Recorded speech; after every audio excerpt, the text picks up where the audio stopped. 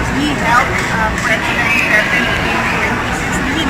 Nakita namin, nagkatrabaho din kami noong 2016 during the campaign. Nakita ko yung kanyang ginawa for President Duterte. Not just